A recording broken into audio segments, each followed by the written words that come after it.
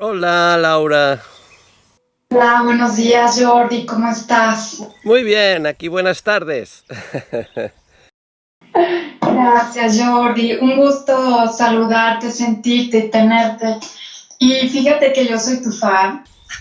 Muchas gracias. Mucho, escucho tu sabiduría. Y por favor, ¿podrías hacer una introducción, una plática introductoria de tu trabajo, quién eres y cómo llegaste pues, a este camino espiritual? Bueno, llegué a este camino espiritual porque yo estaba mal y había conseguido todo lo que la vida me decía que debía conseguir para estar bien, y cuando lo conseguí seguía vacío. Y entonces cayó en mis manos el chamanismo, que yo no sabía ni lo que era un chamán, ni siquiera sabía lo que era el ego, ni el espíritu, no sabía nada de nada. Y empecé a investigar, fui muy curioso. Entonces, bueno, empecé a interesarme por el chamanismo para aplicarlo a mi bienestar. Y en el 2008 aterrizaba en Cuzco, en Perú, y allí me encontraron don Humberto Sonco y sus hijos, donde me empezaron a introducir en el chamanismo inca de los queros, y ahí conseguí conectarme con lo sagrado de la tierra, de las montañas, del cielo, de las aguas. Y a partir de ahí mi curiosidad no acababa, porque los queros no tenían ciertas herramientas que sí disponen los toltecas, y entonces empecé a investigar para obtener herramientas y conocimientos sobre la personalidad occidental, sobre el ego, sobre la forma en que sufrimos para dejar de hacerlo. Y llegué hasta las canalizaciones de conocimientos crísticos, donde ya nos acercan muchísimo más en la unión del Uku Pacha, que es la Madre Tierra, con el Hanak Pacha, que es el mundo del cielo, a través de nuestro corazón, obteniendo cada día un poquito más de paz y un poquito más de bienestar. Así rápidamente explicado. Wow, padrísimo. Fíjate que comparto un poquito, tuve experiencias místicas, chamánicas en el sur de México, con los maestros, con los sacerdotes que no están como mucho en acceso al público, o sea que están todavía en comunidades muy reservadas. Y investigando también un poco de nuestras raíces ancestrales, de dónde venimos. Científicamente, por ejemplo, históricamente, el doctor Moctezuma, que es el director del INAH, que es el Instituto Nacional de Antropología e Historia, históricamente él comprueba hace unos años que da la información que nuestro pueblo mexica, nuestros pueblos mesoamericanos, o sea, todo lo que son nuestras raíces aztecas, no eran pueblos bárbaros. Históricamente comprobado, no eran pueblos bárbaros. Históricamente comprobado también la palabra chamán viene también de allá del Asia, específicamente de Siberia, y todas estas sabidurías antiguas, ¿cómo tú las recibiste esas enseñanzas? Es decir, en Occidente vas a un aula y es intelectual, es teórico, las enseñanzas. Pero tú, ¿cómo viviste esas enseñanzas? ¿Cómo recibiste esa transmisión? Bien, cierto es que mi primer contacto con el chamanismo fue de una chamana venezolana que me impartió los primeros cursos, pero al cabo de los 2 años o menos, año y medio, yo vi que no era suficiente y viajé a Perú. Entonces, allá en Perú yo no llevaba ningún contacto. Estuve buscando durante más de una semana a los queros.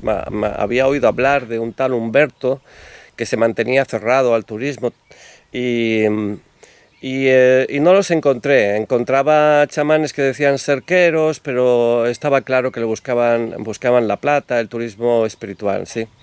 Entonces ya cuando desistí de buscarlos, Estaba en una pradera en Ollantaytambo y se me acercó un joven de aproximadamente unos 30 años y me preguntó que si yo era español. Y yo le dije que sí, y me dijo que su padre había soñado que venía un español y que estaría hoy en esta pradera de Ollantaytambo. Y le pregunté, ¿y quién es tu padre? Y me dijo, pues mi padre es Humberto Sonco, el cura Cacuyoc, el sumo sacerdote de los Queros. Claro, yo me entusiasmé, había desistido ya de buscarlos y fueron ellos los que me encontraron. Entonces me llevó hasta su casa, hasta la casa de don Humberto, y estuvieron 2 días que no me hicieron caso. Tan solo me daban para comer, para cenar, para que pudiera dormir, pero no charlaban conmigo, no hablaban conmigo. Notaba que doña Bernardina, la esposa de Humberto, me observaba, y yo tan solo hacía que observar a los niños jugar, cómo tejían.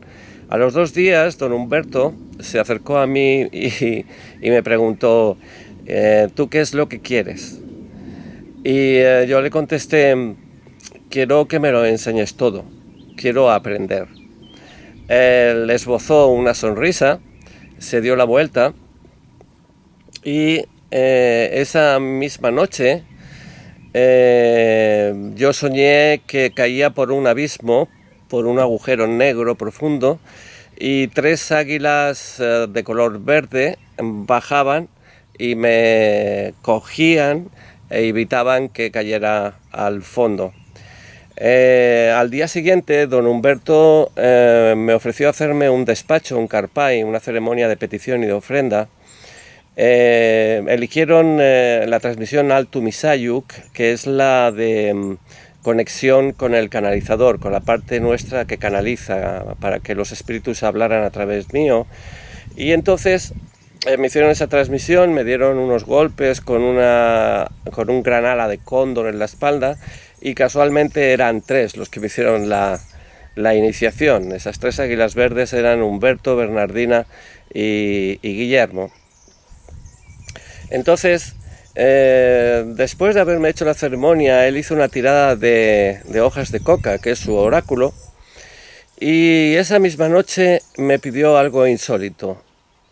Apenas este hombre me conocía de 2 o 3 días, pero ellos tienen mucha fe en los sueños, en las cosas que sueñan, tienen muchísima fe. De hecho, es lo primero que te preguntan a la mañana, ¿qué has soñado, compadre? Entonces, la oferta que me hizo por la noche fue muy insólita y sorprendente. Me pidió que fuera el padrino de bodas de su hija.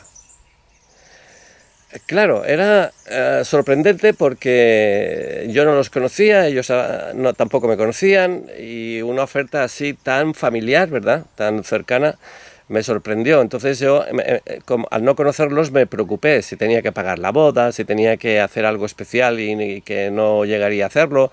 No sé qué costumbres es la que tenían. Y le pregunté a Guillermo y me dijo que no me preocupara, que era un honor y que no tenía que preocuparme. Al día siguiente, a las 5 de la mañana, salimos hacia Ausangat, hacia Queros, que está a 5.000 metros de altitud. Fueron 2 días de viaje. El primer trayecto fue en autobús y el segundo día de trayecto fue a caballo, porque no habían ya ni caminos. Y allá fui el padrino de bodas, una boda muy peculiar, y estuve una semana allí arriba como un peregrino perdido a 5.000 metros de altitud, sin ninguna conexión, ni cobertura, ni carreteras, nada. Entonces yo no comprendía muy bien a qué se debía todo ese honor, si apenas me conocían. Y cuando regresé a Cuzco, ya era mi último día de estancia, y Humberto me dijo, bien, ahora ya eres compadre, ahora ya eres familia, ahora ya sí te puedo enseñar. Vente el año que viene y comenzaré a enseñarte los rituales y los misterios de la medicina de los Queros. Tenían que hacerme familia, porque no podían enseñar a un extranjero, tenía que ser de familia a familia. Y por eso me hizo padrino, el compadre Jordi, para poder enseñarme. ¿Por qué? Pues no lo sé. Ellos siguieron sus sueños, los sueños que tenían, y hasta el día de hoy, esto ocurría en el 2008, hasta el día de hoy seguimos en contacto familiar con don Humberto Sonco, y la semana que viene veo a su hijo Guillermo, que ha viajado aquí hasta España. ¿Cuál es la importancia de los rituales en la sabiduría de los queros? Muy bien, los rituales existen en todas las filosofías antiguas. Existen, pues sí, los rituales, los métodos. Bien, yo he estudiado muchísimo los rituales, no solo los de los queros, sino todo tipo de rituales, y he de decirte que los rituales tienen un proceso, un protocolo, y la mente cuando hay un protocolo se rinde, se deja llevar, ¿sí? Y ese es el primer fundamento, el primer propósito de un ritual, que la mente se rinda a un protocolo. Pero después, ¿por qué hay rituales que a una persona les funciona y a otros no les funciona? Bien, porque la fuerza de la magia no está en el ritual, está en cada uno de nosotros. El ritual nos permite conectarnos en un trance, en conexión con nuestro propio corazón y con lo que está sucediendo ahí en ese lugar, que es a través de la Madre Tierra, a través de las montañas, de los apus. Entonces, en esa conexión, si tú tienes voluntad y tienes buena intención y tienes la intención, tienes la determinación, entonces el ritual lo que hace es alinearte las energías, entras en coherencia, el buen pensar, el buen amar y el buen actuar, y entonces automáticamente en poco tiempo se realiza tu petición gracias al ritual. Pero bueno, no es gracias al ritual, es gracias a tu propia voluntad. Es decir, un ritual no sirve de nada si no tienes voluntad de cambio, si no tienes voluntad de progreso. ¿Cómo una persona desarrolla la voluntad? Porque la voluntad es lo más difícil. El mecanismo ordinario pues es lo que generalmente programa la conducta del ser humano. ¿Qué es la voluntad y cómo se contacta con ello? Bien, la voluntad es la fuerza que yo tengo para hacer o no hacer, para decidir o no decidir. La voluntad es eso. La voluntad tiene una semilla anterior que es la intención. ¿Qué intención? ¿Qué busco? ¿Qué deseo? ¿Qué busco conseguir? La voluntad es una decisión, pero esa voluntad ha de estar acompañada de una acción. Para conseguir tener buena voluntad es necesario aumentar la valoración que tengo de mí mismo, es decir, el yo sí puedo, borrar las creencias limitantes, el no valgo, el no sirvo, el no soy suficiente, el no tengo poder. Esas creencias limitantes hay que borrarlas y sustituirlas por el sí puedo. Será el ritmo del espíritu, todo va a ir bien. Y en tercer lugar es tener energía disponible. La energía disponible es lo que en chamanismo se llama tener poder personal. La energía disponible se llama poder personal porque si tengo energía puedo y si no tengo energía no puedo. Entonces hay que tener también energía. Energía para poder actuar. De ahí viene el dicho de a Dios rogando y con el mazo dando. Es decir, yo ruego al espíritu pero también actúo. No me quedo esperando. La energía, ¿cómo la obtenemos los seres humanos? Te voy a decir cómo la perdemos. La perdemos pensando. La perdemos sufriendo, preocupándonos. La perdemos haciendo todas aquellas cosas que no queremos hacer. Perdemos la energía leyendo los periódicos, viendo los noticieros en la televisión. Perdemos la energía pensando, juzgando. Perdemos la energía quejándonos. Perdemos la energía sufriendo, en definitiva, que se sufre con la mente. ¿Cómo se gana energía? Se gana energía paseando por el campo, se gana energía escuchando música, se gana energía haciendo ejercicio físico, bailando, haciendo aquellas cosas que me gustan. Se gana energía diciendo cosas bonitas a los demás, se gana energía cuidando a las personas que amo. Se pierde energía controlando a las personas que amo. Entonces, así rápidamente explicado, hemos de tener energía disponible, porque sin energía disponible no tendré fuerza de voluntad. ¿También es a través de la alimentación? La alimentación, mira, yo he visitado países del mundo que estaban infraalimentados y tenían más energía que muchos europeos sobrealimentados.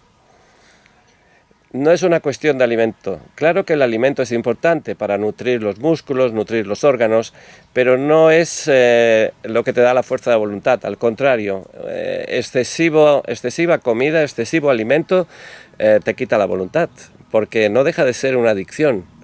Si comes mucho y después te juzgas porque has comido lo que no debías o estás comiendo mal, ahí estás perdiendo la energía y tu cuerpo necesita todos los recursos para digerir tal cantidad de comida y entonces ahí vas a perder la energía castigándote o culpándote. Es una forma de perder la energía, culpándose. Una pregunta, ¿por qué, como dices, en los pueblos de origen, las personas tienen más energía y su alimentación es nada saludable? Y como dicen los europeos, los occidentales, los citadinos, su energía es bajísima. ¿Qué comprensión tienes con ello? Y en Europa tenemos miedo a perder todo. Y el miedo es un gran desgastante energético. El miedo, la tristeza, la rabia y la culpa. Entonces en los países originarios o donde no abunda el alimento, las personas están más centradas en mirar el fuego, en contar historias, los niños en jugar, están viviendo más el día a día, más el presente.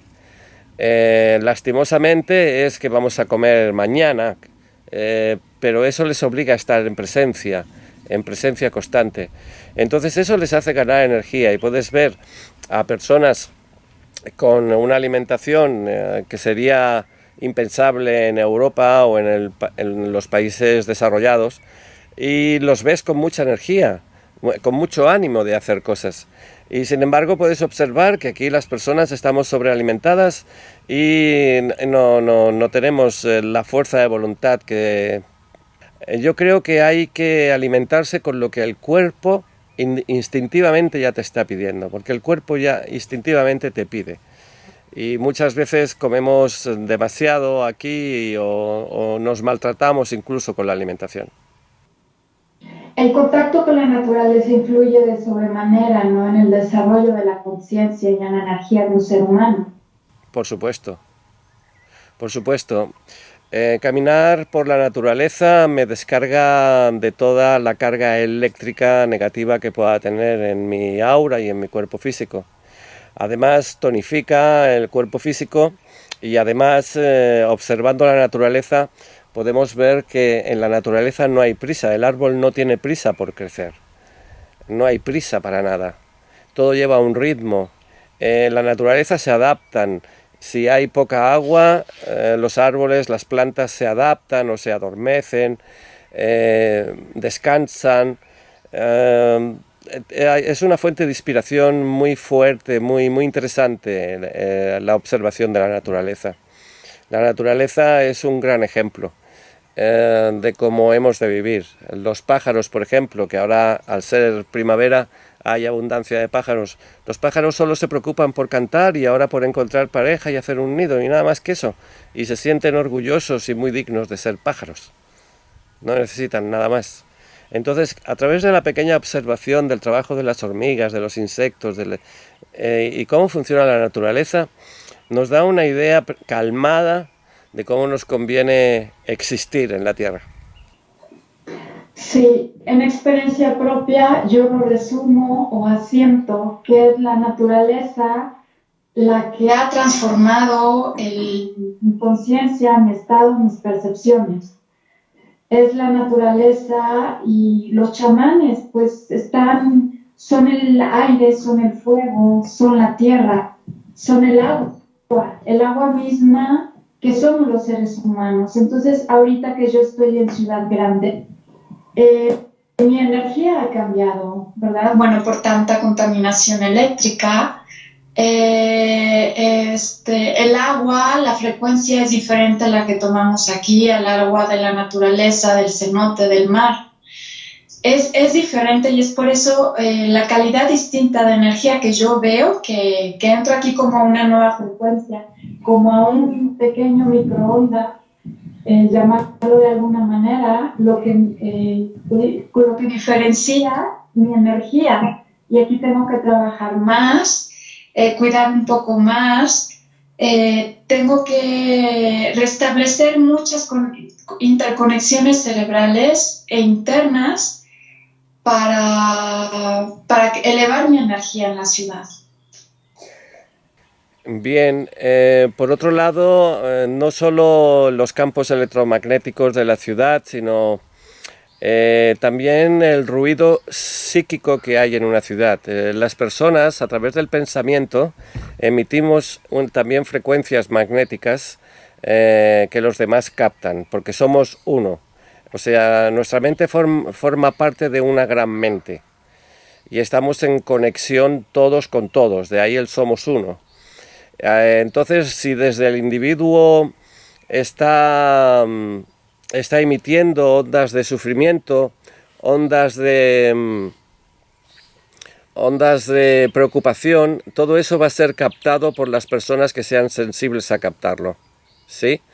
Entonces ese ruido también hay que tenerlo en cuenta. Es por ese motivo que hay personas creativas que trabajan mejor de noche, porque de noche las personas, los habitantes de una ciudad, al irse a dormir, hacen descender ese ruido psíquico que es del trabajo de tantas mentes trabajando y funcionando en la preocupación, en el miedo, en la ira, en la culpa, ¿sí? Eso es perturbación, y al estar todos unidos lo recibimos. Entonces hay muchas maneras de desconectarse de eso, que es a través de la respiración, poniendo alguna velita o poniéndose música, o sobre todo respirando. En el momento que tú respiras y observas tus pensamientos, refuerzas tu aura, que debería ser un campo energético de protección a nuestro alrededor, de protección de este ruido psíquico. Pero si nuestro cuerpo mental está en actividad también, está en preocupación, pues va a sintonizar mucho más fácilmente con estas mentes que están en la frecuencia de la preocupación o del sufrimiento. Ese es un ruido muy, muy importante, porque el ruido de una ciudad, si sabes meditar, sabes respirar, puedes llegar a dejar de oírlo, porque es ruido físico. El más importante y que nos influye mucho más todavía es el ruido psicológico, el ruido psíquico que emitimos con nuestras mentes. Y tantas millones de personas o tantas miles de personas tan cerquita es como estar en un avispero. Es por eso que las personas, cuando se desarrollan capacidades de captación, nos vamos a la montaña, porque hay menos ruido psíquico. Nos vamos a la naturaleza porque hay menos ruido psíquico. Y aún así llega, pero llega mucho más calmado y solo de aquellas personas que te importan. ¿Qué comunicación hay entre el agua y el ser humano? El agua, bueno, estamos hechos 75% de agua, o sea que somos mucha agua. Los pensamientos y las emociones corresponden al elemento agua. Nuestro cuerpo físico corresponde a la tierra. Nuestra fuerza de voluntad corresponde al fuego, y nuestra inocencia y nuestra pureza de espíritu corresponde al aire, el que difunde las semillas. Entonces el agua juega un papel fundamental, es el segundo chakra, está 4 dedos por debajo del ombligo, a la altura de nuestra vejiga, casualmente, y juega un papel fundamental, puesto que los pensamientos son agua.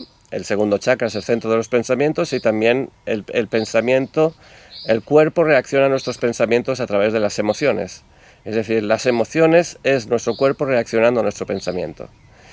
Entonces, fíjate que hay una gran relación entre el agua y nuestra existencia. Nuestro organismo está constituido de agua, y en 3/4 partes, igual que la Tierra, en 3/4 partes, y depende de nosotros cómo están esas aguas, si están calmadas, si están limpias, si están tormentosas, si están moviéndose, si están haciéndose mal, si se están pudriendo. Nosotros somos los responsables de nuestras aguas. ¿Y cómo? Eligiendo en qué pensar. ¿Y en qué hemos de pensar? Pues nos conviene pensar en ser una buena persona, es decir, tener buenos pensamientos para nosotros primero y para los demás también. Ujú. Hablas del pensamiento, del sentimiento, de la emoción. Es así como un chamán puede transmitir una curación a través del pensamiento al paciente. O sea, porque El chamán trabaja mucho pues con el elemento del aire, del fuego, prioritariamente, o sea, bueno, unido también trabaja la tierra al fuego, pero prioritariamente al agua y al aire. La tierra y el agua y el fuego y el aire están presentes tanto en la enfermedad como en la curación. Pero sin embargo, la curación es una certeza mental de que va a ser, pero sobre todo es la energía del amor la que cura. Y un chamán no cura a nadie, siempre es autocuración, siempre es autosanación. El chamán puede ayudar a la persona a que sintonice con su propio amor, a través de su ejemplo amoroso, porque es el amor lo que cura. Y el amor es una frecuencia, una vibración. El amor es la paz que se acompaña de la alegría que no juzga. ¿cómo entrar a ese estado, Jordi? ¿Cómo entrar a ese estado? ¿Tú das esas prácticas, esas enseñanzas, ese método? Sí, yo doy esas enseñanzas en 4 retiros que se llama la Rueda del Despertar y doy las técnicas y las enseñanzas para que una persona lo consiga. La curación siempre es autocuración, la sanación siempre es autosanación. Y nosotros somos el resultado de nuestra propia creación. Se trata de cambiar la creación, de cambiar nuestra propia creación. Y es a través del amor, de la autovaloración y del respeto por lo que está siendo, la aceptación de lo que está siendo. Somos los creadores inconscientes de nuestra realidad y entonces caemos en el dolor y en el sufrimiento. Cuando somos conscientes de que somos los creadores de todas las situaciones de nuestra vida, entonces a partir de ahí puedes crear una vida totalmente antagónica a la que estés teniendo.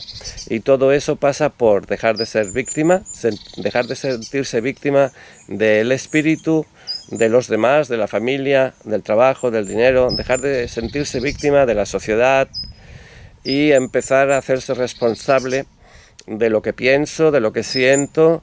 Esa es mi responsabilidad y eso es lo que yo aporto al mundo. Lo que yo pienso y lo que yo siento es lo que aporto al mundo. Entonces, esto con unas técnicas muy simples, que son 4 retiros, que son 4 elementos, la tierra, el agua, el fuego y el aire, y son los 4 chakras y son los 4 animales de poder, serpiente, jaguar, colibrí y cóndor y águila, a través de pequeñas técnicas muy sencillas. Una persona puede pasar a ser consciente de su sueño, es decir, despertar a su vida. Es posible hacerlo, sí. Wow, bueno, me quedo sin palabras con tu presencia, con la sabiduría que transmites. Siento muchísima energía. Eh, eh, Muchísimas gracias, Jordi. Gracias por compartirnos. Y para cerrar este espacio, ¿puedes compartirnos alguna práctica ahora para conectarnos al amor, conectarnos a la esencia misma de la vida? La única forma para conectarnos con la esencia de la vida es que nos conectemos con nuestra respiración, que es la esencia de la vida. Si no respiramos, morimos. Es a través de la respiración, cuando observas la respiración, le quitas la atención a los pensamientos y a los sentimientos. Y cuando estás respirando, observando tu respiración, estás en espíritu, estás en la paz y la alegría. En el momento que tú observas tus malos pensamientos y tan solo deja que pases diciendo, ese mal pensamiento es mi humanidad, se lo entrego al espíritu. Hay que aceptar la humanidad. Podemos tener pensamientos negativos, somos humanos. Entonces, pero eres consciente de que pasan esos pensamientos negativos y dices, esa es mi humanidad. Sin dejar de observar la respiración, entonces te enfocas a observar las emociones, el miedo, la tristeza, la culpa, y está bien que las aceptes. Tengo miedo, porque normalmente lo que hacemos es negarlo. No, no quiero esto, pero eso es negar la vida, es negarte a ti. Pues si tienes miedo, la mejor forma de liberarte del miedo es aceptando que tienes miedo. La mejor forma de liberarse de la culpa es aceptando que me siento culpable, y vamos a ir más adentro a ver dónde yo he creado esa ilusión de culpabilidad, porque la culpabilidad es una ilusión mental. Somos seres inocentes experimentando la vida. La culpa surge de un juicio, que es una ilusión también. No existe lo bueno y lo malo, existe la experiencia.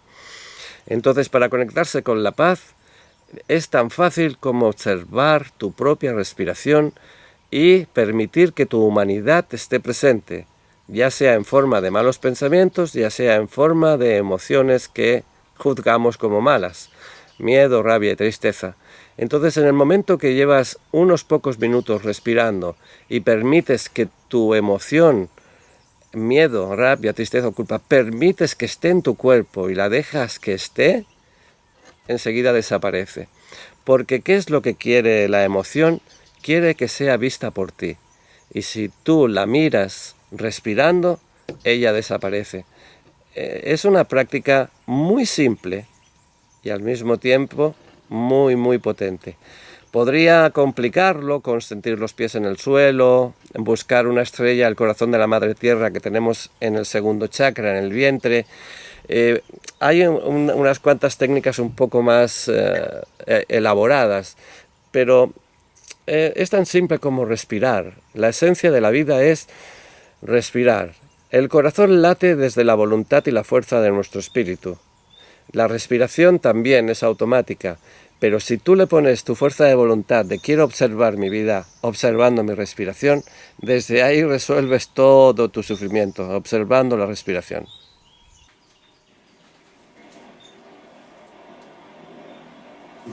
Gracias Jordi. Me nace organizar un seminario presencial para acá, para México, para el sur de México.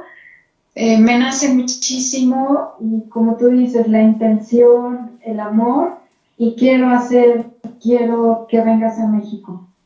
Será un placer ir a México. Además, allí en México hay muchos seguidores, es decir, el seminario se va a llenar fácilmente. Vamos a tener un completo. Sin duda, no tengo palabra para agradecer pues la presencia del Gran Espíritu y pues esta comunicación. Muchísimas gracias. Organizamos, ponemos fecha este mismo año. Hay muchos interesados también con amigos, pacientes de este camino, y que así sea. Pues adelante, estaré encantado y tengo muchísima ilusión y alegría por ir a visitar el sur de México. Estaré encantado. a Yucatán, buenísimo, me encanta. Te abrazo sin distancia, te agradezco y honro al Gran Espíritu viviente. Muchas gracias y ponemos fecha, hablamos después de esto. Gracias. Muy bien, Laura. Muchísimas gracias, Laura. Chao. Chao.